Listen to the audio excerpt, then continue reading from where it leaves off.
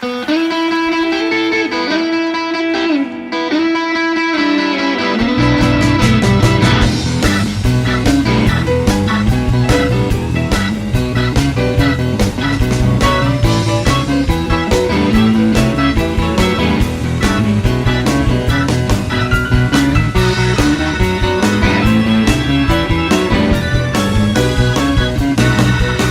the first time I saw her, I knelt it on the floor.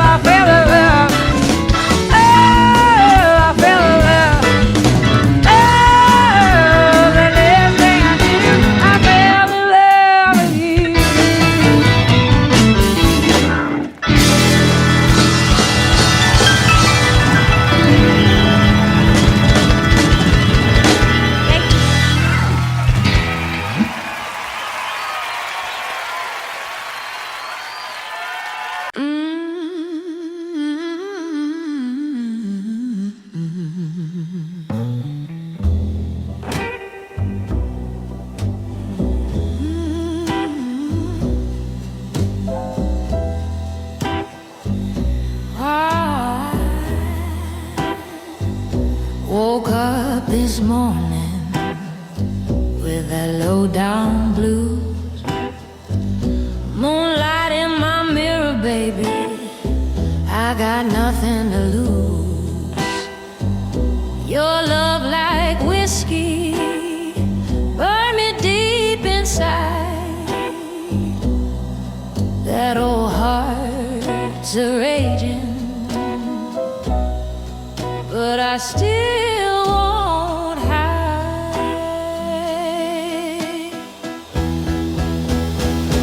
Oh, I'm bad girl blues, can't tie me down.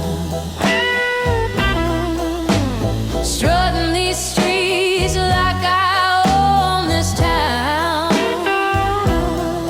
Got sorrow in my shoes, fire in my heart. Might break you once, but I'll never fall apart.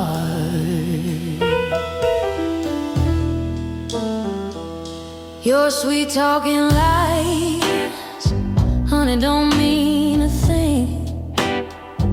I've danced with trouble, I've heard the angels sing. My soul like smoke drifting through that barroom light. I ain't your savior, I'm the queen of the night.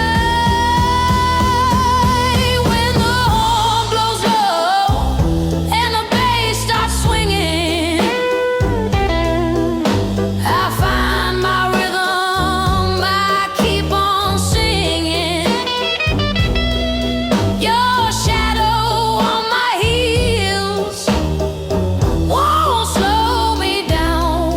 I'm the blues that haunt this whole damn town. Yeah, I'm bad girl blues through every fight, standing tall in shadows of neon light. Oh, heartbreak's a teacher, pain and pride. When you lose yourself, that's when you really shine.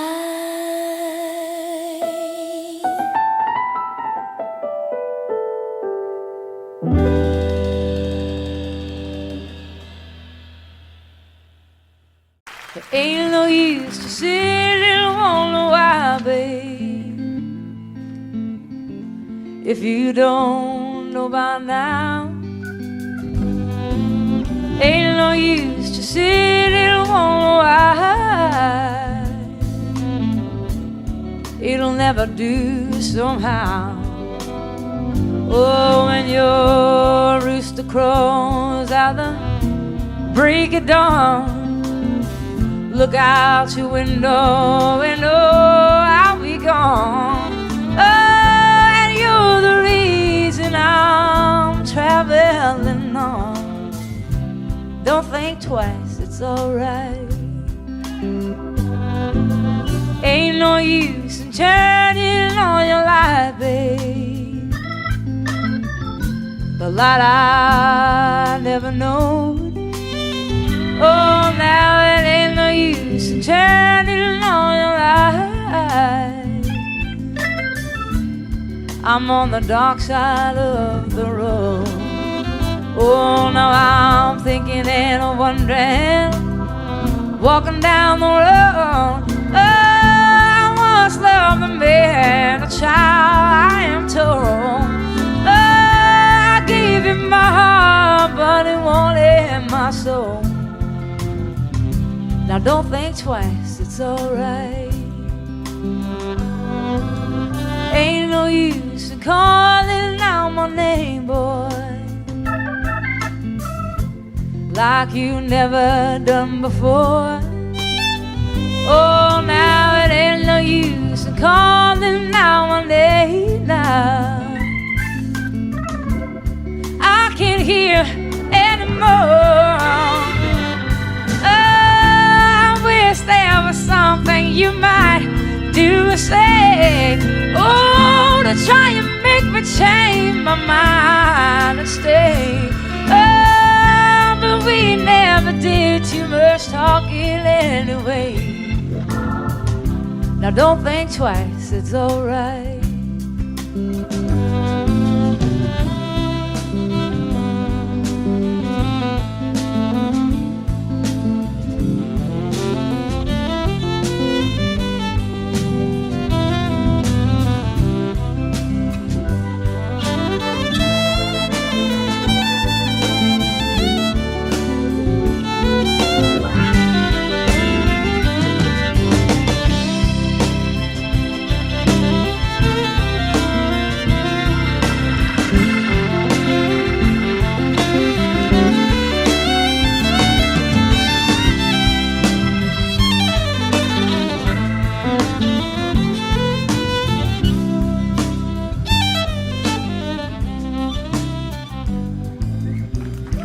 So long, honey, baby. Where I'm bound, I can't tell. Oh, my goodbye's too good a word now. So I'll just say farewell. And I ain't saying that you treated me unkind. Oh, you could have done better for love. I shall adore mine. Oh, you just kind of wasted all my precious time. Now don't think twice, it's alright. Oh, you just kind of wasted all my precious time. Don't think twice, it's alright.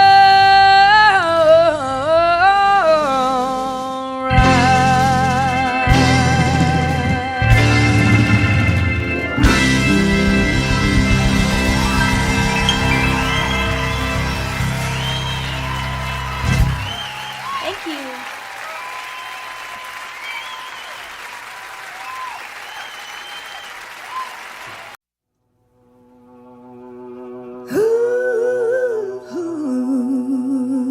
Yeah.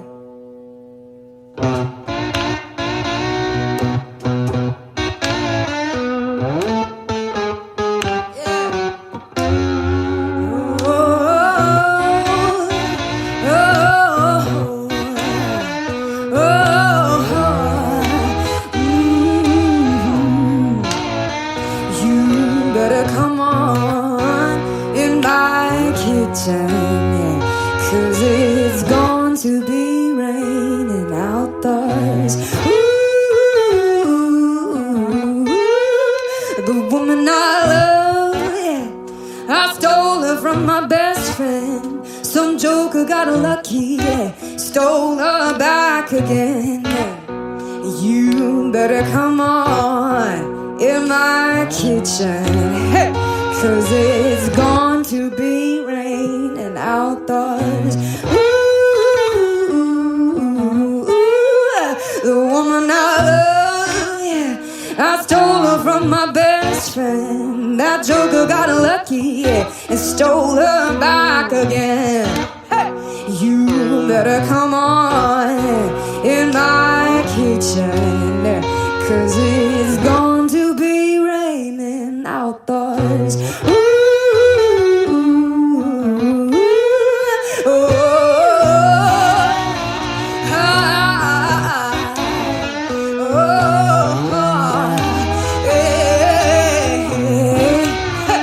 you better come on in my kitchen, 'cause it's going to be raining outdoors. Ooh.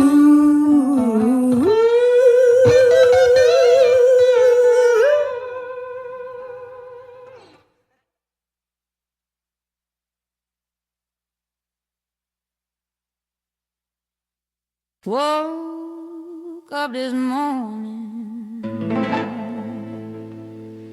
with that low down blues, moonlight in my mirror, babe. I got nothing to lose. Your love, like a whiskey, burned me deep inside. That old heart's a raging, but I still won't hide.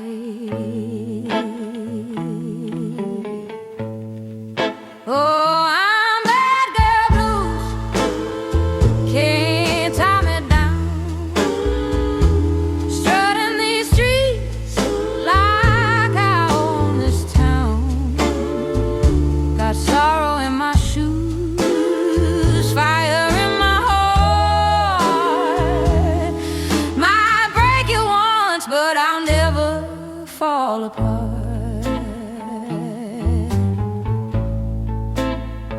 Your sweet talking lies, honey, don't mean a thing. I've danced with trouble, I've heard the angels sing. My soul like smoke drifting through that barroom light. I ain't your savior, I'm the queen of the night. When the horn blows low and the bass starts swinging, I find my rhythm, I keep on singing. Your shadow on my heels won't slow me down. I'm the blues that haunt this whole damn town. Yeah, I'm bad girl blues. Through every fight, standing tall in shadows of neon light. Oh, heartbreak's a teacher, pain and pride. When you lose yourself, that's when you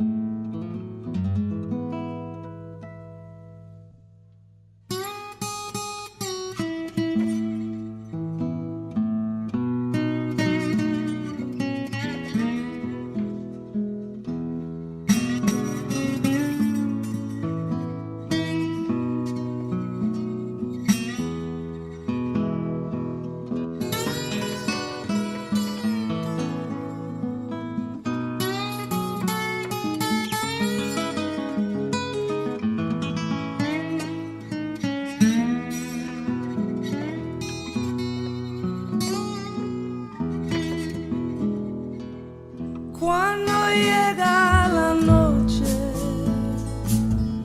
yo recuerdo tu cara y en las olas del mar siento tu voz y en la luz de esta luna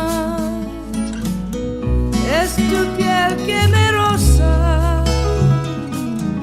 Y esta brisa azul trae tu corazón más cerca de mí.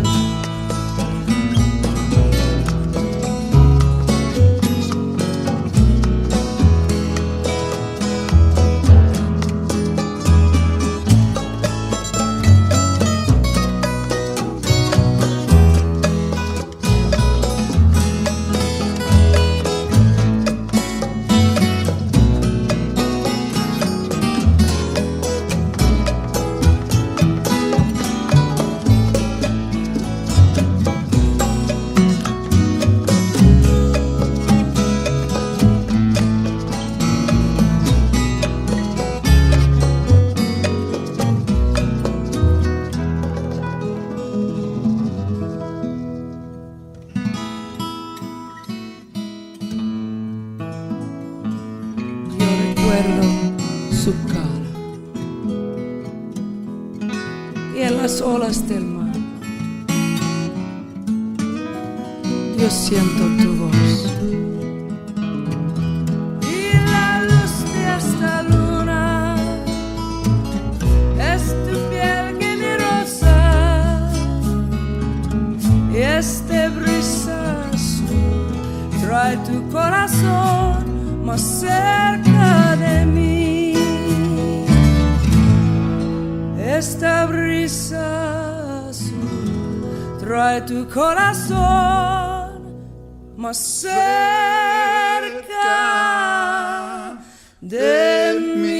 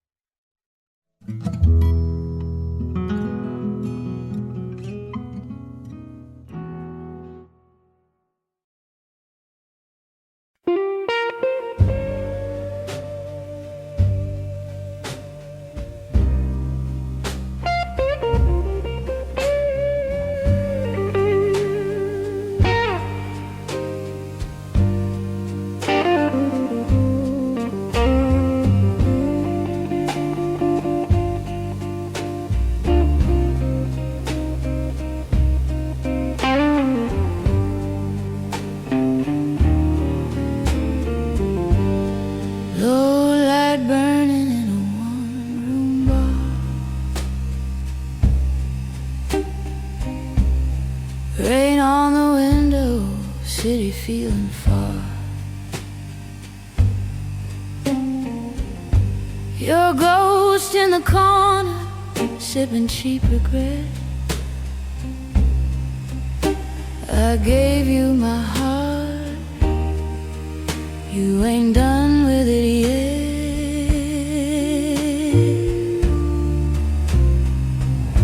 These low-light blues keep calling my name, soft as a whisper, sharp like pain. I try to run, I try to choose, but the night keeps singing these low-light blues. Your shadow dances when the jukebox cries. Truth is harder when the daylight lies. Every promise folded in smoke and sound. Love's just a record that keeps spinning round. Yeah, low-light blues, slow and deep, sing me awake, don't let me sleep. I paid my dues, I broke the rules, still walk alone with these low-light blues.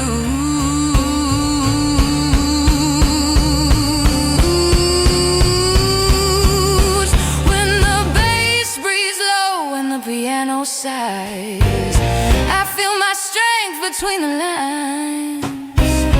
A woman learns how pain can move, turning lonely nights into rhythm and truth. Fine, low-light blues, hear me through. I lost my fear when I lost you. From cracked red lips to worn out shoes, I found my voice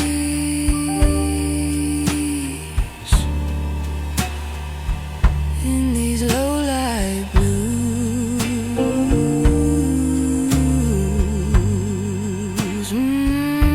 Low-light blues,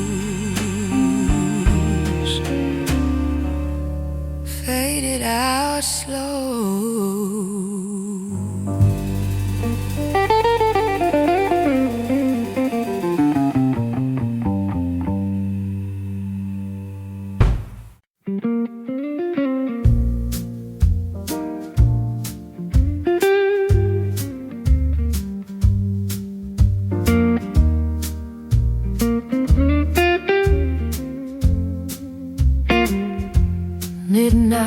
falling, shadows on my skin. That old jukebox crying, let the trouble in. Your name tastes bitter, like cheap red wine. I gave you my heart, you wasted my time. I got those midnight woman blues, high heels worn, but I still choose to walk alone through neon lights with a broken heart and hungry eyes.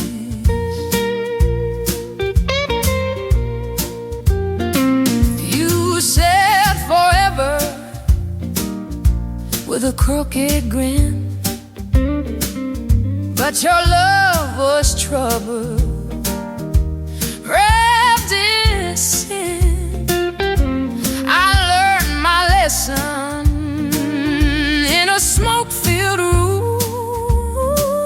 Some men promise roses, then bring the gloom. Yeah, these midnight woman blues, a slow burn soul, nothing to lose. If loving hurts, I'll pay the dues, still standing tall with these blues.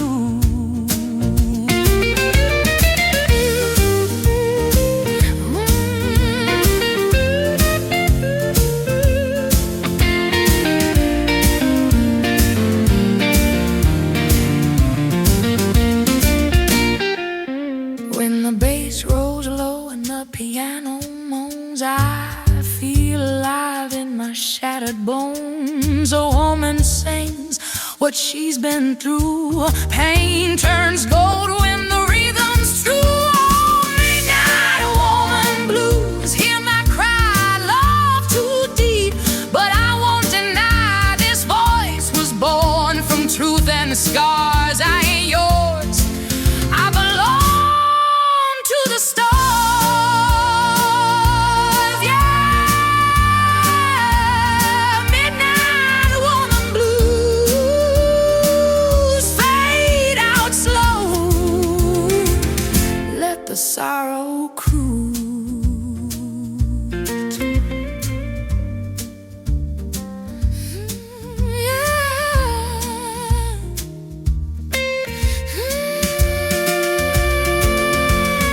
Midnight woman blues.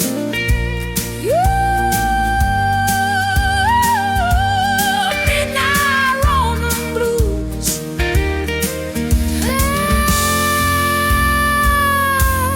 Midnight woman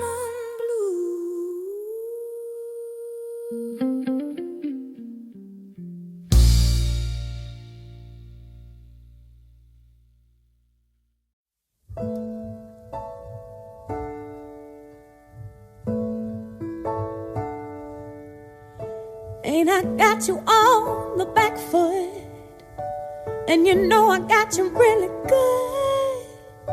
And there's something deep inside of me I got to be. And if you find it hard to follow me, if I lose you in my jet stream, then you only got to raise your eyes and see me fly. Don't tell me that I won't, I can't. Don't tell me that I'm not, I am. Don't tell me that my master plan ain't coming through. Do you tell me that I won't, 'cause I will. Don't tell me how to think, 'cause I feel. And yes, I know what's real and what I can do. Something that you won't see every day.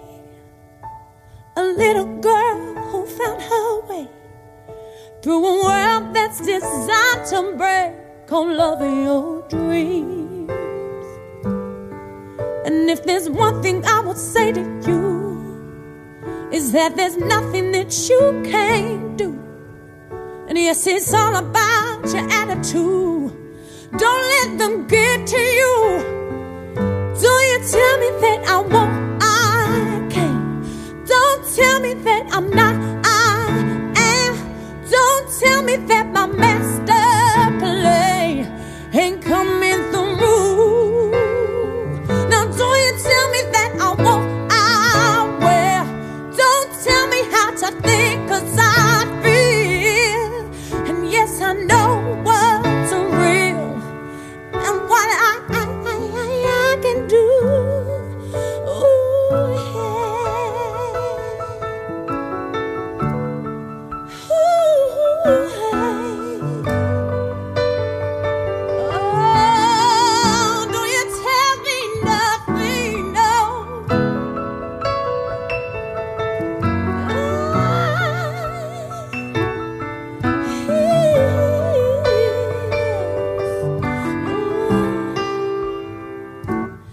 And we're singing in our own voice. We can make that choice to be free. Yes, we're singing in our own voice. We can make that choice to be free now, to be free now. Don't tell me that I won't, 'cause I can't. That I'm not, 'cause I am. That my master plan ain't coming on through. It's coming on through. Don't you tell me that I won't, 'cause I will.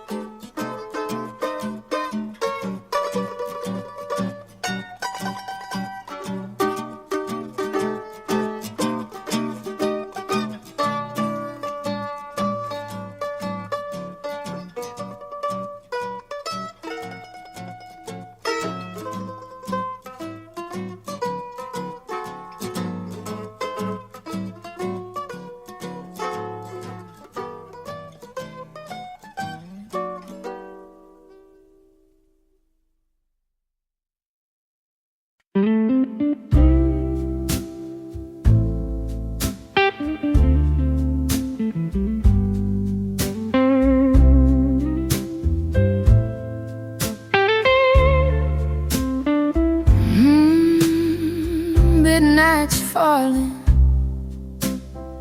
shadows on my skin, that old jukebox crying, let the trouble in. Your name tastes bitter, like cheap red wine. I gave you my heart, you wasted my time. I got those midnight woman blues, high heels are warm, but I still choose to walk alone through neon lights with a broken heart and hungry eyes. You said forever with a crooked grin, but your love was trouble wrapped in sin. I learned my lesson in a smoke-filled room. Some men promise roses, then bring the gloom. Yeah, these midnight woman blues, a slow burn soul, nothing to lose. If loving hurts, I'll pay your dues. Still standing tall with these blues.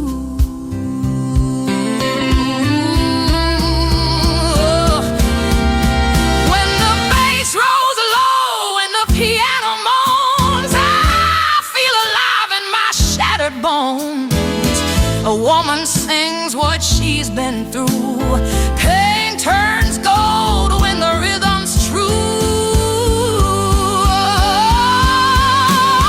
Midnight woman blues, hear my cry. Love too deep, but I won't deny. This voice was born from truth and stars. I ain't yours, I belong to the stars. Yeah, midnight woman blue, fade out slow, let the sorrow cruise.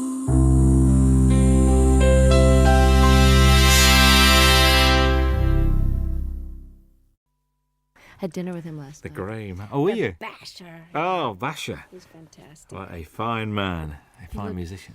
They've got a picture of him on the wall of this VH1 studio in Camden Road where we were, and he looked like a lemur, like, because he's just had really light blue eyes, and just the photograph looked like he was holding a guitar, and he just looked like one of those exotic Madagascar lemurs that only come out at night. It was just great. I used to run a little venue in the north of England, which was an old wooden pavilion that was been knocked down now. And we booked this band one night, and they pulled. So the agent said, well, I've got this other band called Brinsley Swartz. Do you want them to come? Yeah. So we said, OK. So they turned up, and it was just brilliant. They went down a storm, and it was a really, really good gig. It was just amazing. Very, very good. Are we rolling? He's OK. one of a kind, Oh, really. One of those people that you're just so glad he's around. Paul Carrick as well. Great guy. Well, Bonnie. We're still here with our same jobs. I knew you were going to It's say a miracle, isn't it? that. A live album. And about time too. Tell me about it. Yeah. Not from lack of wanting. Really? So why now? A couple of reasons. I've been being besieged by people over the years that say, your live shows really capture you, and if only you could get one out, you'd really come across. And I was all ready to do one because of, Little Feat years ago had that great Waiting for Columbus album, and it really broke through and captured them in a way that the studio ones, although those were great too. And I just have been waiting and waiting. But the situation with Warner Brothers, where I was for the first 9 albums up until 82, I was with Warner's, and I wanted to do the live record after my 8th record, and it just they didn't really feel, and neither did I, that the promotion for it went well, to put it mildly. I'm trying to be polite. And radio really stopped playing any kind of progressive format, so it was I was basically shunted off into the hinterlands of fringe music. And even though I was selling well in my concerts and my core audience bought my albums, it wasn't the right label situation to put out a live record, because they didn't care enough, frankly. So it took me a while of waiting to get on a new label, and then God knows, after the Grammys hit, things have been really great with EMI Capitol, and I wanted 3 studio records under my belt to draw from great songs that people would be familiar with. And I've been basically planning to have this lineup of guests for a long time now, and finally I've got the great band that can play the songs as well as the ones that play in the studio, because most of them are the ones that are on the records. Indeed. I can't believe that these friends just happened to be around. There must have been a lot of phone calls going out to get all these guests on this album. Well, you've got to plan, because people's schedules are way in advance. I mean, I know what I'm going to be doing 5 years from now almost. So everyone's booked, and everybody's got their own album schedules. And Jackson said, I'm going to be recording, but it's if you can film and record in California, I bet you I can fly up for the day. Hornsby had already made room in his schedule for me. And this was planned in March in order to secure the mobile truck. The concert venues go on sale, at least a couple of months before.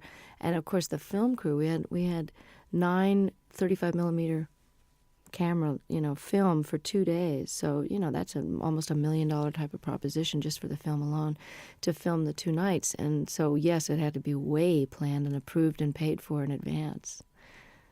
But I must admit, the sound of the album is one of the best live recordings I've ever heard. Oh, fantastic. And I'll tell our engineer that, because he worked his you-know-what off trying to make it. Because I'm not a big connoisseur of live albums. I mean, I listen to James Taylor's and Peter Gabriel's, and of course, Little Feats I play a lot, and I have some live Westwood One radio programs that I've listened to and gotten copies of live performances where I've missed someone's tour. But I really wasn't an audiophile enough to know that it turns out, I found out from doing interviews, that most live albums get listened to once and put on the shelf. So Ed said, he really wanted to go for, making this the best live-sounding record he's ever heard. And he studied a lot of them about how much echo in the room echo to leave in, and how much clapping between songs, and how much talking. Where there was a lot of deliberation that went in. And, of course, each song is from sometimes a totally different night in a totally different hall. So there's a lot of post-production work that went into this. And it works so well. A couple of things. Vince Gill has described you as the wildest lady he knows. All right, Vince. What do you think about that? I think he's the guy that all of us would love to get wild with, actually. He's the nicest star. Well, actually, Brian and Bruce and Jackson, my special guests, are pretty nice, too, in the unneurotic field. You know what I'm saying? Like people that are just folks when you meet them. I don't know if that was your impression, but I know that Vince and I, over the years, I mean, when he was in Pure Prairie League and I was still on Warner's, we ran into each other, and we actually did a duet together when he was first a solo act. We did a song called Let's Do Something Even If It's Wrong. And he and I were both kind of wild. I don't mean that in a biblical sense. I just mean, wild rockers. We didn't get into this line of work because we like to go to bed at 9 o'clock. Well, you don't start till late anyway, do you? It's not late. You know what? I get up early when I'm off the road. I like the daytime hours, because if you're not up partying at night, there's really no reason to be up past midnight unless you just get into one of those great moments when you can write and you're reflective and everybody else is asleep. But I've started to really like the early morning dawn hours. In London, when there's nobody else around, it's very good. I was in New York last year, and we drove out of the city we just drove out for about an hour at about 6, 7 o'clock on a Sunday morning. Nothing in New York. Very strange feeling. I very, bet it was very bizarre. strange. I bet. Very, very weird. Do you think in marriage has given you a different outlook on life? Have you calmed down or not? Or do Michael and you have a sort of a thing, I don't think marriage has much to do with the calming down. I think just getting older, from your 20s to your 30s, there's a certain calming down, and I don't know about your life, but most of the rockers I know, and by rockers I mean not such as a musical categorization as in party as much as you want and can get away with kind of a thing. Like I would never jeopardize my job or walk around stumbling, and, I never was one of those kind of visibly out of it kind of a person where people would comment on it. It was more like a private thing after the show, but lifestyle changes in your 30s are necessary if you want to keep, your wits, your memory, your looks, and your health, not to mention the most important, which is your music. So even though I never jeopardized my job, I think my effectiveness, how many hours of the day I was able to be productive, was starting to get affected by my extracurricular activities. So my calming down that way happened in my mid-30s when I kind of quit drinking and took up yoga and bike riding and doing all those things with the ravages of time, so that you end up feeling more energetic and more able to do your gig and have more fun, because it just isn't fun to feel bad, you know. I mean, I know some people make a career out of it, but the feeling bad is for the young. And marriage has just been, it's a challenge, and it's very adventurous, and it's exciting to know that somebody's not going anywhere when you have a big row. But it's also comforting to know that there's a level of commitment that makes the rough times more doable, and that makes the sweet times very, very deep. And, you know, the learning about each other and learning about yourself. Stuff comes up in marriage that didn't come up when you're living together with other, you know, I didn't live with Michael until we got married. And you repeat patterns in your parents' marriage, whether you wanted to or not. And I found that to be a very big surprise, because it didn't happen before until you get married. I think you hear those words coming out of your mouth and you go, there she is. There's that mom thing again. Bruce Hornsby appears on two very different songs on this album. Very much Thing Called Love and I Can't Make You Love Me. He's not only a great musician, but a really nice guy. And these two songs not only show the diversity of your talents, but also his as well. Was that why you asked him to play on those two songs? You know, it was one of those things where on the tour we did together last year, we did a 4-month double bill of the Outdoor Sheds when my new album was out, and it's quite obvious that I just think the world of him. I mean, and he made such a difference on I Can't Make You Love Me, and then he invited me to play on and sing on his last record before this current one. Then we did the tour together, and as an encore, he came out and played the accordion, and he's a great practical joker, so it was a way to keep him off the monitor man's back, where he would probably have given me nothing but hi-hat in the monitors and messed with my sound on stage. So I kept him out of trouble by having him on stage, and, you know, he's my favorite singer and writer, I think.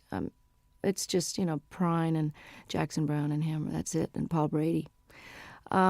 I Can't Make You Love Me, I can't even imagine recording live without him on it. So he was very gracious, and I just got to participate in his PBS special and got to play with Pat Metheny, the three of us on stage alone, singing The Tide Will Rise. And it was just absolutely a highlight of, you know, my respect for those men is just unbounded. And he his musicianship is far surpassing anybody in the pop world that I know. You know, he's really as nice a person as he is a genius, too. Whenever I bump into him, it's like, you know, and it's like he sits down and he talks to you and he takes time. Mm-hmm. It's never, so I've got to rush now. He's just one of those guys. And I thought his current album was very, very good. I do, too. I mean, he's really a jewel, you know, and such a normal guy, just like Don was. And it's interesting because I've gotten to know Brian the last few days more because we've been hanging out at the Top of the Pops. And he also is totally without any kind of ego attitude. And, you know, he's not neurotic and paranoid or any of those stuck-up things that people get when they get to be a big shot. And I'm so lucky to have these guys as models because they've been famous longer than me. You know, Hornsby came out of the box with big hits, and he's just nonplussed, totally regular guy. That's why you get on so well, because you're the same. You've got the same attitude, and that's why, and it shows. I reckon this record's great to listen to when driving. I mean, I've been driving around listening to this. I think it's brilliant. God, I'm so glad. You know, it's so new that I haven't had reviews yet. So this is it. Give it to a friend. So go and drive around, listen to it, and it's great. A song on it, Shake a Little. New song to you. New song by the guy Michael Ruff, who wrote "Cry on My Shoulder" on Nick of Time, and. I listen to so many tapes of things where people have a cover letter that says, this is so perfect for you, we've had you in mind, and then it's just dreck. So I appreciate the thought, but, you know, I don't know whether to throw a bucket of water on them the next time I see them or just never answer their phone call. And then there's these jewels like Michael Ruff, who's a brilliant artist on his own and has never gotten the attention he deserves. And I think he's actually got quite a good career in Sweden going on for some reason. But he had 2 great records on Warner Brothers years ago, and the women are all mad for him because he's absolutely gorgeous. But what an unbelievable tune! I'm glad you mentioned it because I love it. I think it made a good single, actually. I was listening to it. I think so, Would make too. a good single. Make a good single. Matters of the Heart is haunting. I mean, that's one where I think you mentioned this capturing the audience. You could hear a pin drop in that auditorium. They're all there as one, I think. I mean, was And that... hadn't heard the song before, too, so that was really which is great. like, oh. Yeah. And, I mean, did you feel that was a special performance that night with them? Exactly. That was why we picked that night's performance. I mean, all the great part about recording 6 nights is that we really got the best performance of each one. It was hard to choose sometimes, but there was always one that had that pathos and a unity of, you know, whether it was a spontaneity or just not thinking about it. Everybody forgot about the tape, and the audience, for whatever, it's almost like a great meal or making love. You know, there's just that one evening where it's that you're doing the same thing with your lover that you've always done, but it's just fitting and feeling perfect. And that this track has got a soulfulness to it, kind of a Ray Charles thing that, you know, Michael McDonald is an incredible writer and singer. So the fact that to wrap myself around one of his songs like this is, you know, you're as good as your material, and like I Can't Make You Love Me, this is one of those classic songs.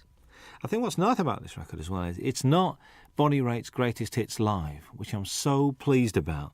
It's a real, it's almost it's a comment and it's a reflection. Was that purposeful, the way you selected the songs? Yeah, and I'm glad to hear you say that. This is terrific that it's coming across, even in its shortened one-disc version of the 2-hour concert. I mean, we were actually surprised, Don and I, when we had to narrow this down, that this played as well, and we almost like this order better than the ones with the extra 4 songs on it. I had no intention of doing a greatest hits, because why would somebody want to buy it? Well, I suppose they would want to have all those so-called hits on one record, but why not try letting the songs go out the way they've evolved over the last few years? I mean, Love Me Like a Man, I recorded in 1972, and the guitar solo is never going to be the same twice. And certainly Have a Heart and Love Letter and different songs from Nick of Time, you know, all of these songs have taken on their own character depending on the tour that we play them. Each tour, everything gets a little shifted by the band members, you know, because just to keep it interesting, but also they just grow. Tempos are changed, you know. Have a Heart has a kind of a South African guitar part on it, and that's partly because I've got one of the greatest guitarists as a foil now, George Marinelli, who used to play with Bruce Hornsby. So I wanted to add something different to the older songs and give people, we got 6 new songs, so it's a little bit of everything. I think so. Charles and Ruth, I'm pleased they're on there. I get the impression the way you were together, there's a real mutual respect amongst the 3 of you guys. Oh, total. And, I mean, of all the people that are on a stage at once, everybody has admiration so deep that, you know, I hope it comes through, and I'm glad to hear you say that it can be felt, because Ruth Brown single-handedly was such an influence on Etta James and Aretha Franklin and all the people that I grew up listening to when I was old enough to read about their influences. They were the ones that mentioned Ruth, because I, of course, was only, 1 year old when her first record came out. But she's built Atlantic Records with her singles in the late 40s and 50s, as did Charles Brown, who's no relation, by the way. He's from a totally different part of the country. But he also was seminal in starting the whole West Coast blues sound, the transition between the post-war jazz era, and he took his Texas very funky roots. He also was classically trained, and he melded them into the style of jazz with the Art Tatum flavor and the beautiful classical music, to where Nat King Cole became famous based on the music that Charles Brown was doing. And, of course, Ray Charles is a direct descendant, although he doesn't credit Charles, and has never turned around and really helped him, nor has Chuck Berry and some of the other people that really grew up idolizing him. And I always felt it was strange that the great rhythm and blues artists and the white artists of today, who owe such an incredible debt to these pioneers, would not only not put them on the show, or at least throw some money towards the organization out of which they can get some health insurance, since they didn't get any royalties. Because this is the biggest criminal revelation I found out in the last 6 years, is that nobody before 1970 did get royalty participation. And we've just now gotten the 4th large company to only now, 6 years after the organization was founded, to agree to pay a 10% royalty starting today, for example, as opposed to 30 or 40 years of lost royalties and 10 years of CD sales with no money coming, no health insurance. You know, every other industry has health insurance and takes care of their own, except ours. So this is a call out to the other artists that are listening and fans to make sure you support the reissues that are paying royalties, and don't buy the bootlegs, and don't sell the records direct. Send the money directly to the artist, believe me, before you rip them off for the third time. Absolutely. That's the Rhythm and Blues Foundation as well we're talking about. Yeah. Good to see blues on this. A fine tribute to Mississippi Fragment Down. And I remember one night in the middle of winter going to Lancaster University, which is like in the middle of nowhere, because a friend of mine rang me up and said, we've got to go and see this guy playing. I said, what's it? He said, Mississippi Fragment Down. I said, OK, we'll go. Went along, there was 8 people there. But the guy putting it on loved him, and it was obvious. The guy running the gig said, look, I spent my money on this, and just come and enjoy yourself. Isn't that the greatest? Because Fred, I'm telling you, was the most exuberant blues man. They always say, oh, they're so full of pain and grief. I mean, Fred loved to play more than anybody I ever saw, and they're just re-releasing I Do Not Play No Rock and Roll, one of the greatest double albums, and I think it was recorded here in London. I'm not sure if that was the one, or maybe there was just that in concert where he's wearing this Mexican poncho over a bright yellow sharkskin suit with a bolo, string tie, just unbelievable getup, and loved the girls used to just flock around him, these little white American and English girls just bat their eyes at him, and he loved it so much. Just like John Lee Hooker is just rolling around enjoying his success now, Fred was like that, and one of the greatest Delta bluesmen that ever lived. I mean, you say on there, you think these songs get better with age. Do you think your work gets better with age? I sure hope so. I mean, don't you think you're better at your job now? You got more seasoning and humor and perspective and knowledge. I mean, I always think people, as they get older, if they're lucky enough to keep their wits about them and don't get too cranky and discouraged, that people's wisdom and opinion at 70, 80, 90 years old they're like gems, If you're smarter now at 45 than I was at 25, why won't I be even smarter at 65? So I hope that my music is richer and deeper and more accomplished. And I never saw B.B. King or John Reid or Pablo Casals or Segovia get any less with age. They just got more. Absolutely. You're always introduced, which I do like, as Bonnie Raitt and her band, including Hutch and Ricky now. I mean, they're part of the furniture. Hutch, how long has he been around? He's a long time. He's has the distinction of being one of the only white guys ever play in the Neville Brothers, although they've had a white guitarist for a while. He is so respected by every type of musician. He played in Central America, lived there for a while. The New Orleans cats think he's just it. He lived in San Francisco, was in a band called Copperhead. He knows Celtic music inside and out and can play jazz, Algerian music. I mean, there's nothing the guy can't play. And if you ask him a question, he can give you every detail of every side musician. So he's like a walking encyclopedia. These are sort of nice guys to have around, I think, to contribute to what you're doing. Oh, I'm so lucky and this is the best benefit of success, is that while Hutch has been with me for over 10 years, at whatever salary level I was at, he was with me during the rough years in the 80s too, rough meaning couldn't pay very much. Ricky, who has been a successful producer living in Australia, doing film scores and, just co-produced the Boz Scaggs album. And, for those of you, Ricky Fattar from South Africa, he was in a young band called The Flame that was quite famous and was in the Beach Boys for a while. I'm able to afford musicians of the level that I've got now, and that is probably that and raising really great amounts of attention and money for political causes that really need the bucks.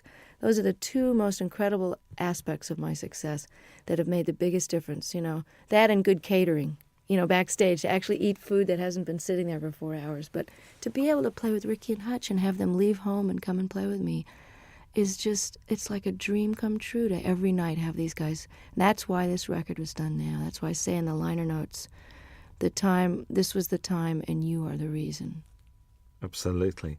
Jackson Browne had to be here, really. I mean, there aren't many stages that you and him haven't shared over the years. Mostly benefits as well, actually. But, I mean, to do Opening Farewell is just a bit special, I think. And, we didn't know what we were going to do. I was going to cut this wonderful reggae tune that he did on his last record called I Hear Your Heart Beating Everywhere. I love that song. And I thought we could have a duet, kind of a, We Be 40 kind of a thing. I don't know. And we tried it in my key, and it just didn't sound as good as his. So I said, well, maybe we should send the band off to the wings and just sit here and play Opening Farewell. And it was just done. He came and never had a chance to rehearse it. He never had sung it in that key, never sung a harmony part. And all of a sudden, we're filming and recording it for the history, and he was really a champ. I can barely look at him because I love him so much, and he's so gorgeous and never changes. But yeah, I said that he had to be on the live record because he knows too much about me, and I'm afraid he's going to talk. He knows where the body's buried. Well, I know where his skeletons are buried too. There's an argument that drink and drugs have added to some of the finest music and literature, and also that all the great artists have got to be a shade crazy. I mean, eccentric, crazy, call it what you will. What do you think about that? Totally agree. It's true that some of the greatest works of literature that are currently recognized and studied by even the religious right as great works of art. I mean, Hemingway, all the great works of the 20th century, certainly that whole revolution in the 20s, people were faced. I don't know what the expression is over here, but pissed or whatever. There are a lot of that whining and writing about your mother and tortured. A lot of that stuff, when you know about addiction, you know where that mentality is coming from. Well, that's what makes great artists torture. And artists torture themselves. And the myth is that you can't be, quote, funky or as deep or as soulful or as funny if you're not sort of loaded or hungover, is blown by the fact that John Hyatt and Stevie Ray Vaughan and some of the greatest artists of our time are still kicking, sober. So, and I'm here to tell you from that song that's on this record, and I don't know if it made this cut. Did Feeling of Falling get? I think that's the one we did leave on. I'm not. Yeah, because I want to let people know that just because you're straight doesn't mean you're not totally miserable and twisted sometimes, and it's out of that angst and misery and longing, which is just part of being alive, which you feel more acutely when you're not anesthetized, that some of the most powerful stuff has come out of my guitar, because it's excruciating to be awake. So it's just a different kind of art. If anybody thinks I'm not miserable, look again, and sometimes it's a lot easier to just toss a few back and forget about it, It's trying to be awake all the time that'll get you some good blues tunes. Most definitely. The old tortured theory goes out the window there. And there's this song with Bryan Adams. I mean, what's the story behind this? Did you call him or did he call you? Or if someone was to say to me, okay, you got a new album coming up and, you've been on the road with Longing in Their Hearts and you have this ballad here and you found this Michael Ruff song. But you know what I'm really missing as a rocker? I just wish somebody that I really love would call me up. And it was like the universe answered my prayer, and I get this phone call from Brian, who I haven't heard from for a few years, and he says, I wrote you this song with this woman, Gretchen Peterson. I hope you like it. It's on the way. I listened to it. It's like tailor-made, great lyrics, a tried and true topic, but set in a very clever way. You need a rock, not a Rolling Stone. Simple, straight-ahead rocker. And then on top of it, his album was postponed, so as we got closer to the live recording, I went, it would be really great, as if he could sing this with me. And he did. He said, I'm coming. I just can't believe it. It's like for all the blues people that I helped and all the obscure songwriters I've done songs and talked about over the years, to have somebody like him who is really huge over here in Europe where I can't get arrested really. And, for him, he'll be doing for me what I'm doing for Ruth and Charles. So without any compromise and just pure admiration and love, and just love the guy's work so much, and I love him. And here I am getting to have this handed to me, like Eric and Elton saying, hey, you want to be more known in Europe? We love you. Come on to the Wembley show. that's the payback, is that it all goes around in a big circle, and then I get more well-known, and I can bring Charles Brown over to Europe. So that's the way it works, Oh, that'd be very pleasant, actually. Very nice indeed. There's 3 songs that run together. There's Longing in Their Hearts, Love Sneaking Up on You, and Talking Heads, a storming version of that. All right. Were they the same night? Because they just run together. I think they are the same night, actually. But they were pretty slamming all. Sometimes we do Come to Me in the Middle, which we didn't have room for on the record. But again, you can get it on import, probably. I always thought of doing Burning Down the House since I first got the idea. I've always wanted to cut the song, but I had no idea whether we would do it on this record or whatever. I didn't know if it would make the record. It was just one of those sound check into the last encore of the night. And, by the time you're at the encore point, your fans are so nuts. You can basically play Rachmaninoff symphonies and get away with it with a reggae beat. But I love Talking Heads. I love this song. Always heard it with slide guitar. And it's very similar in the clavinet part to Love Sneaking Up on You. So I had them as a segue, like half of Burning Down the House into Love Sneaking Up on You. And about 3 gigs into the tour, all the reviews were mentioning, and the audience was jumping up and standing. They were mentioning Burning Down the House. So Don suggested, he said, hey, why don't you just finish the song and flip the order and stick it on there and we'll put it on the record. And I said, no, nobody's going to go for that. And hey, I like it. Listen, it works really, really well. Kim Wilson guests on the album as well. When the Fabulous Thunderbirds are one of the best kept secrets in Europe, like yourself. Well, that's why I plan to change it. I mean, I'm really glad that by doing a record with Delbert on Luck of the Draw, that 5 million people have that album and now know who Delbert McClinton are, as if anybody's been asleep in a closet and doesn't know. The other great white singer of rhythm and blues is Kim Wilson, and one of the greatest living harmonica players. And Kim and I have been talking about doing this song and performing it together for years, since they first wrote it on a record tastefully entitled Butt Rockin', which I'd love to hear him explain that to his folks. Oh, son, what's the name of your new album? Well, Mom, we decided to call it, So if I can get Kim more exposure in parts in the, for the moment that I'm in the sun here, and just let people know how brilliant this guy is, I'll be able to die happy, because he is just incredible. You know what? Listening to this record, I do have a problem, because I'm not now going to be able to say to people, you mean you don't know who Bonnie Raitt is? This is causing me a bit of disturbance here, because it looks like the single's going to work, and if the album works, you've knackered a lot of the things that you know who Bonnie Raitt is, and they go, who's that lady who sang that song? See, I'm enjoying coming over here and still being a cult artist, and that, now I'm getting all letters from the people in the States going, you were mine for 20 years, and now I really resent the fact that everybody knows who you are, and they're playing you in the supermarkets. But I wrote the guy back. I said, hey, 20 years in small theaters, can't you cut me some slack? I get to have Ricky Fattar in the band and Hutch. Let me have a moment in the sun here. And while these rhythm and blues artists are still around, and while Kim deserves to be heard, let me show the rest of America about these guys. And I feel the same way about Europe. But if I'm a cult artist over here for a while longer, it would just be very nostalgic for me. I think so. It was a joy last time to walk into the Palace Theatre in Manchester and see it sold out. Wasn't that exciting? Joy. I'm inching my way to notoriety over here.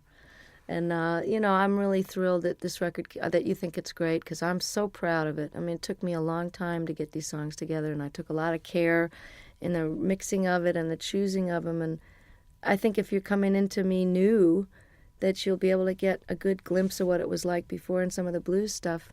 And, I don't think anybody should be determined by their latest single. So, I'm not a singles artist. So if you've never heard of me and you hear the Bryan Adams track and you like it, check out the rest of it, because there's a lot of good people on there that deserve to be heard while they're still able to play. I think so. I think how anyone cannot be moved by Jackson Browne's version of Stay, I will never know. And I just sang on his new record. It's just fantastic. Oh, there's a bit of to and froing, because you're on John Hyatt's record as well. Yeah, I know. Well, that's how it works. We all love each other, and, I'm so thrilled that they want me to come and play and sing on their record. There's a great band out of New Orleans called the Subdudes, and I'm on their new record, and that's a fantastic record. Support act on the tour, actually. Oh, that's right. If you got there early, That's right. They were over here in England. It's true. That's right with you. How's the songwriting going? I mean, we've been Haven't had- progressing. We've had like 3, 4. You know, we're getting there. I'm inching up there in the quantity. But I basically, one of the reasons I'm taking a hiatus is because I haven't stopped working either on the Rhythm and Blues Foundation or the different benefits that I've done and organized. My own touring schedule, making up for all these years I didn't tour outside the United States. I haven't had any time to write, so it's time to go live a little bit so I've got something to write about. Because honestly, I mean, writing about the catering in my room in the hotel is not going to make it for a topic. And getting any more personal than I did on the last record would be a challenge because I'm just going to have to figure out and take a break so that it's done from inspiration and not out of obligation. So does this mean that, I know because you're not a winter person, so come sort of spring, are you going to be treading these shores? I'm hoping to have the first break from touring in 25 years after this live record. I mean, I was doing this now, and I did a record with my dad, and it's out on Angel Records with a 42-piece orchestra. We did 3 songs together. It was just great fun. And I feel like I've done my bit with Charles and Ruth and Kim and done my major opus here, and it's time to take some time for me because if you don't fill up and take some time off, there really isn't anything else to say. And I honestly don't think I'm going to be touring this next year unless for some ungodly reason or perhaps truly godly reason this record with Brian and this record takes off in Europe, and then I'll be a brand new artist and come over and show people where it's really at. A brand new artist again? Yeah. Again. Well, you know, I'm an overnight success, Robin, you know that. There's a description that I read I'd like your comments on, really. After years of singing about broken hearts, faithless lovers and no good men, Bonnie Raitt entered the 90s at the peak of her already lengthy and impressive career. Has the 90s been good to you, do you think? Oh, yeah, definitely. I mean, I don't think you could argue with the kind of Cinderella story that happened to me when I well, just a lot of changes were made personally before the Grammys happened, but I think your 40s, while, like as I was mentioning before, it's a little harder to be older and awake, it's also easier and more fun to be wiser. You know, does that make sense? It's easier because I know how to do things better, and I know how to handle stuff. I can handle my success. I can handle disappointments. I don't mind getting angry. I know that it's not going to last for 5 days. I'm just getting angry. So the process of growing up is happening now as it is for a lot of rockers because it's just sort of a postponed adolescence sometimes until your 30s and 40s, and then that's when people settle down. So I've had a really great last 5 years, and I'm looking forward to another 25 and another couple of live records in the middle of those. Absolutely. Bonnie Raitt, thank you very much indeed. Nice to be back. Hi, this is Bonnie Raitt. Very happy to be with Robin Ross on your radio.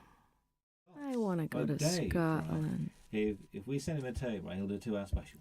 Wow. He's like a big supporter, isn't he? These guys are just, you know. Thank you, Dave. Thank you for the homeland, for the young girl who's found her way back to your shores any minute now. I'm threatening to show up for Hogmanay again. Again? Oh, well, tell people God. this time, will you? See, I'm the only one that remembered what happened those 3 days. The entire country was out of their minds. But the studio was. I'm coming back with a video camera because nobody in America believed it. You know, well, they had some sort of sponsorship. They had little bottles of booze on the table, and there was like 65-year-old people just totally clapping and yahooing it up, which is a little glimpse of what, like, a Crosby, Stills and Nash audience is going to be like in 20 years. You know, will be a bunch of old geezers singing, you know, just a song before you go. But they'll still be all applauding. And Sheena will be singing Morning Train, and me and Brady will be out there on walkers singing Thing Called Love. Yeah, I found another Brady Buncher. Curtis Stigers is a Brady Buncher. Yes, he is. Curtis Stigers is a Brady Buncher. I found somebody else as well. You know, guess who cut Paradise is Here? Cher. Heard it from Brady's lips today. I'm not kidding. That'd be great. Let's find it right now. Really? So that must be this new album because she's done the Mark Cohn Walking in Memphis. That's the single. So it'll be on the same album. Well, it's good. I'm glad that she's going to get them some wider attention, you know? Brady's record was great, wasn't it? Mr. Cummings won't know what's hitting. He won't know what to do. I know. He's great. I'll ring him up. I really wanted to do that song too, but Tina had already done it. I think that Cher track's coming out for Christmas as a Christmas single. Paradise is Here? Well, that's good. I'm glad. I mean, I don't know Good. who produced her, but I hope it's great. My engineer's producing Anne Murray's new record, which should be great. All right. Yeah, she's terrific. Mm. When I call you up. Remember when she She'd did do an that? acoustic, would she? She should have done. She wouldn't do an acoustic for us. She's doing one now. Hello. I'll come in here and do one. Yeah. We had John Hyatt. John Hyatt did 2 songs. Did he? Yeah, John did 2 songs. Finn did 2 songs, did they not? Which is Neil and Tim Well, Finn. they just told me to come and talk. They did Weather With You, and they did Nobody Angels asked Week. me. We'll ask you. Anywhere, anytime. You know Hey, we're you like. know. You could play the national anthem and we'd listen to, you know that. So, I'd play your national anthem. It'd be interesting. Yeah. It'd be good. We Be good. good. So you're going to Scotland on this break? You're going to try I want to. I was threatening to go to Ireland or Scotland over the weekend, but I'd like to come back when the days are longer, because it's too hard to come over here and have it get dark at 4. Yeah. Not if unless you Especially over that you know what I mean. If your Yeah, you get nighttime over the hours West can be Coast. more productive, but I want to be able to see stuff. You were going to go around Ireland last time I spoke to you. You were going to I visit did Ireland. it once a long time ago, and I want to do it again. I may do it over the weekend. Just get down the country and see part of it. Well, I did get a whole week in did you? there. I did get a week in Scotland, a week in Ireland back in '91, right after the Grammys. Randy Newman's on Jules Holland on Tuesday night. You should get him in here. I'd love to. With Warner's, you see, Warner's a bit strange. So my best man when I got married is head of promotion at Warner's, and he won't let me do any interviews. He said, I leave it to the regional people. I said, but we're getting like 50 Randy's stations. great. I know. I mean, Faust is a great record. Lovely man. When's Bonnie Call Raitt on Peter later? Asher and tell him I told him that he should do it. Excuse Tell me? him who you talked to. Tell him all Yeah, the people well, you talked to and how many stations We're you going to get. start. We Just call him we got you directly. on. Did we get 50 last time? Peter and Gordon. Tell him you're a Peter Gordon fan and call Peter Asher. Remember Peter and Gordon? I actually That's went Peter to see Asher. Peter. He's I said, Randy's- "No." he's Well, he used Randy's to manage manager. 10,000 Maniacs as well, didn't he? Yeah. He manages Little Feat. And now he's head of Sony, I think. That's right, I forgot. He got a new job. My former manager is was head of Atlantic, then head of Warner's, now he's head of Mercury. Moving Hello. around. We're gonna fire you. Here's $30 million. Get out of here. Oh God. Now you can pay the musician. Here's another label. Well, Could you sign that for me, please? Are you kidding? Thank you. I've got great. I've got a shiny one because you haven't got shiny pens, have you? Can I have that on tape, please? You haven't got any Robin tape. Ross has a shiny one. You haven't Thank you. Could you sign it for me?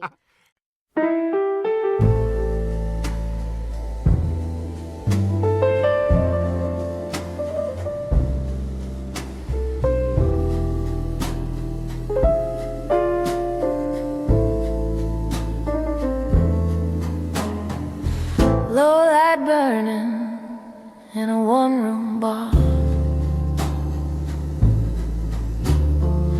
Rain on a window, city feeling far. Your ghost in the corner, sipping cheap regret.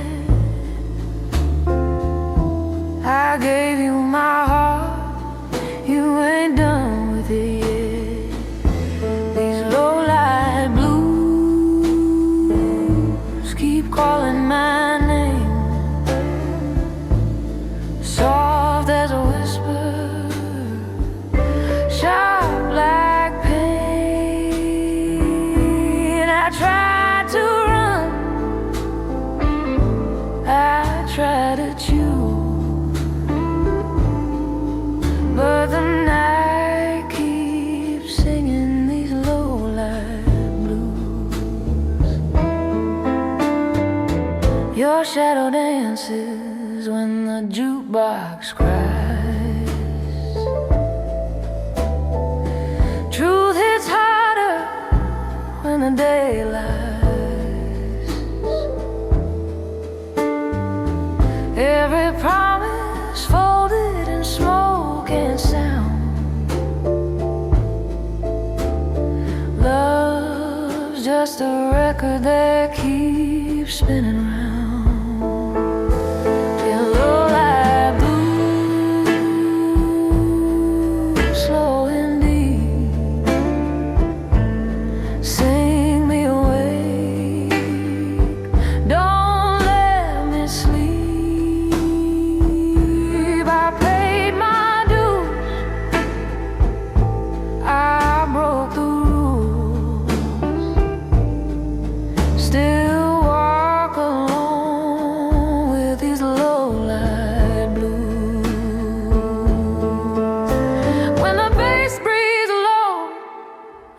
piano.